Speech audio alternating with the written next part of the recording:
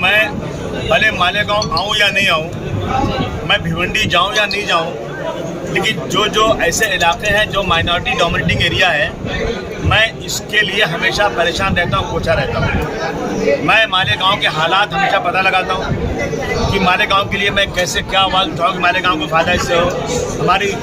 हमारे हम मज़लूम कौम के लोग हम लोग हैं, हमारे साथ इंसाफ नहीं हो रहा है, तो कम से कम अगर मुझे ऊपर वाले ने ये ताकत दिया है कि मैं असेंबली में बैठकर कुछ सवालात उठाकर कुछ भलाई कर सकता हूँ, तो मैं कोशिश करता हूँ। अब जो है हमें सियासी ताकत बनाना चाहिए, और महाराष्ट्र में कुछ जगह ऐसी हैं जहाँ मेरे ऐसा आदमी जा कर के अपनी ताकत बना सकता है। इसलिए मैं मालेगांव आया हूँ कि मैं एक सियासी ताकत बनाऊँ, ताकि असेंबली के अंदर जो मैं 2 MLA हूँ, मैं 5, 6, 7, 8 MLA हो जाऊँ और इस सरकार की नकेल पकड़ूँ कि जहाँ जहाँ माइनॉरिटी का इलाका है वहाँ इनके दिलों में दर्द क्यों नहीं है, वहाँ के लिए ये लोग काम क्यों नहीं करते।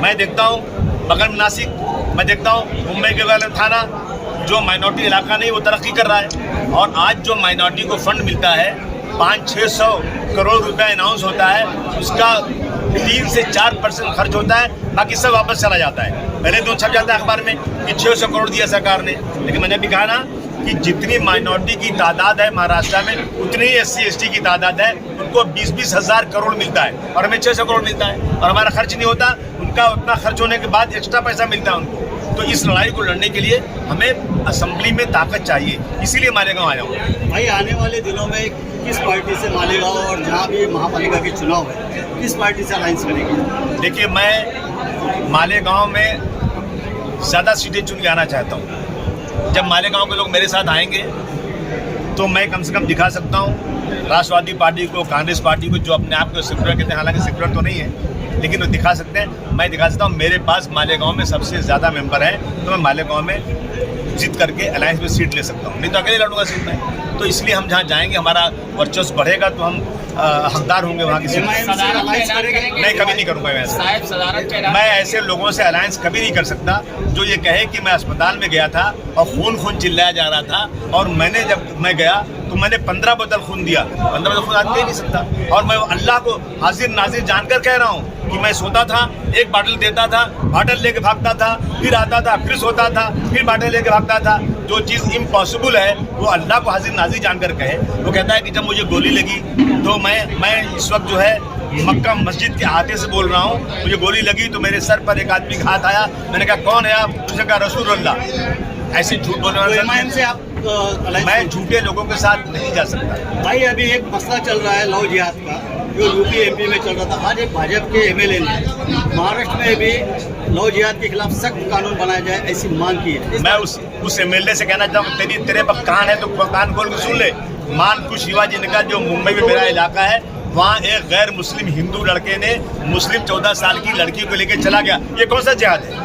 मैं कह रहा हूँ कि बम्बई के मस्जिद बंदर पे जो डोंगरी में लगता है वो इलाका, डोंगरी पुलिस स्टेशन में, वहाँ भी एक 15 साल की लड़की को एक हिंदू लड़का लेकर चला गया। वो कौन सा जिहाद है? यहाँ आप जो है, अगर कोई लड़का मुस्लिम लड़का हिंदू लड़की को ले जाता है तो पूरा RSS जा करके तोड़ देता है, मार देता है, कुछ भी कर देता है, और मुस्लिम को हिंदू ले जाता है तो कोई आवाज़ ही नहीं उठती। इस देश के अंदर बहुत बड़ा जुल्म और नाइंसाफ़ी हो रही है। ना धोखा हो या ना दो, जिसको जहाँ जाना हो जाए, जिसको अल्लाह जो तौफीक दे, लेकिन मैं जानबूझ करके कोई गलत काम नहीं करूँगा। अभी जो अफजल खान की खबर होगा, जल्दी होगा, जरा देखेंगे, परखेंगे। आजमाए को आजमाया नहीं जाता, मोमिन एक बिल से दोबारा डसा नहीं जाता, ये हमें कहा गया है। मैं देख रहा हूँ, मैं कोई अच्छे छवि का आदमी मिलेगा जो बिकने वाला नहीं होगा, जो है अपना जो करप्शन नहीं करेगा, ईमानदारी से काम करेगा, ऐसा कोई आदमी मिलेगा तो मैं उसको हाथ जोड़ के बना दूंगा। कि हर मसले में मुसलमानों को जो है ना बेइज्जत किया जा रहा है। हर मसले अफजल खान ने क्या किया था, क्या नहीं किया था, ये लड़ाई कोई ज़ात बरादरी की नहीं थी, ये लड़ाई राजकाज की थी, राज करने की थी।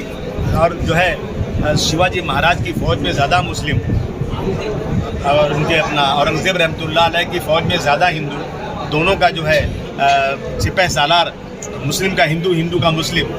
तो ये कोई लड़ाई मजहबी नहीं थी। लेकिन आज जो लोग बैठे ना, बहुत ऊँची सोच के लोग बैठे हुए हैं। ये सिर्फ़ और सिर्फ यहाँ की जनता की आंखों में धूल ढोक करके दिखाना चाहते हैं कि मुसलमान जालिम था, मुसलमान ऐसा था, और हालांकि अगर असलियत देखी जाए तो कुछ और ही है। मैं साल भर बम्बई में एयर कंडीशन में बैठा हुआ था, मज़ा कर रहा था। और क्या बताऊँ आपको, मैं 12 नवंबर के लिए मैंने जो कुछ किया, जो कर सकता था, यहाँ का वफद मेरे पास आया। सुनो ना भाई, लिसन टू मी यार, सुनसे थोड़ी बात हो गई। यहाँ के लोग मेरे पास आए, मैं उनको होम मिनिस्टर के पास ले गया, मैं उनको चीफ मिनिस्टर के पास ले गया, मैंने असेंबली में चिल्लाया। और क्या करूँ सर, बोलूँ क्या मेरा है ना कि जब ये लाएंगे कॉमन सिविल कोड तो मुसलमान कम, लेकिन जो दूसरे ज़ात बरादरी के लोग हैं, आदिवासी हैं, क्रिश्चियन हैं, बहुत सारे लोग हैं जिनकी रस्म रवाज अलग है, ये सब इसकी मुखालफत करेंगे। मैं समझता हूँ कि मज़हब पे चलना हमारा हक़ है। हम पाकिस्तान नहीं गए थे, हिंदुस्तान में इस गारंटी पे रुके थे कि यहाँ के रहने वालों को मज़हब पे चलने की पूरी छूट है। और आज जो लोग हैं ना, ये जो है इस तरह कानून ला करके एक डिस्क्रिमिनेशन, ना बराबरी कर रहे हैं।